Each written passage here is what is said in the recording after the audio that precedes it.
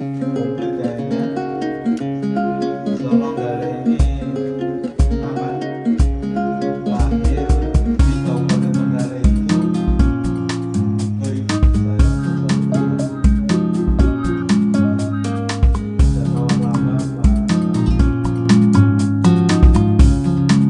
Pemilu yang dalam hal ini disebut pengawasan partisipatif.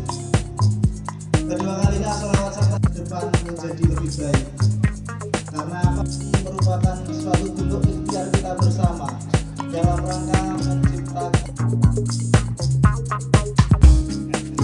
Syukur alhamdulillah pada malam hari ini kita diberi kesempatan oleh Allah